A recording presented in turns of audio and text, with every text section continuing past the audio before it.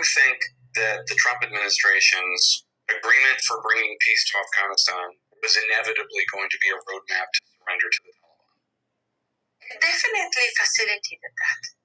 They gave them the experience of presenting themselves as a state or a quasi-state.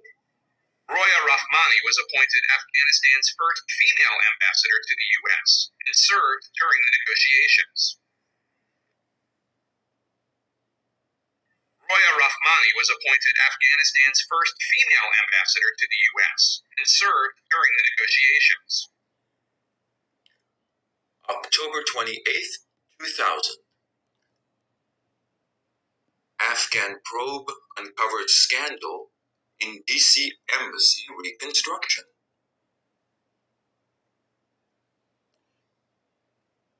The Afghan embassy in Washington, D.C.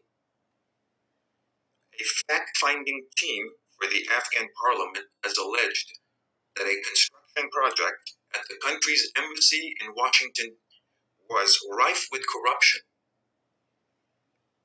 The parliamentary probe, launched after an expose in the Afghan media in July, reported that a total cost for a 70-meter wall around the Afghan embassy in northwestern Washington ended up at $1.8 million, multifold times the market rate for such a construction project. However, Roya Rahmani, the Afghan ambassador in Washington, denies any wrongdoing. Roya Rahmani was appointed Afghanistan's first female ambassador to the U.S. and served during the negotiations. Lawmaker Jawed Safi, head of the fact-finding team in Kabul, accused officials at the Afghan embassy of misappropriating funds while rebuilding the wall. The Afghan law has been violated in the reconstruction of the wall, Safi told Radio Free Afghanistan, while accusing diplomatic officials of not following Afghan procedural law.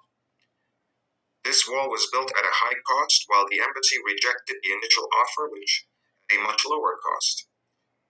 Safi, who presented his findings to the parliament this week, accused Rahmani of awarding the contract to the highest bidder. The contract was awarded by the ambassador to a company over the telephone. We talked to other companies and surveyed the market. It should have cost less. And there she goes. Roya Rahmani, Afghan ambassador to the U.S. I don't have words to describe the emotions. From guilt to anger to betrayal. Who betrayed you? Everyone. The entire international community. The Afghan leadership. Okay, Afghan leadership. Why don't we start with you and the $1.8 million that you stole from the Afghan embassy? Less than a year before the collapse. The Afghan government remained extraordinarily corrupt. Corruption was one of the very main reasons of how things turned out. The Afghan government remained extraordinarily corrupt. Corruption was one of the very main reasons of how things turned out. Corruption was one of the very main reasons of how things turned out.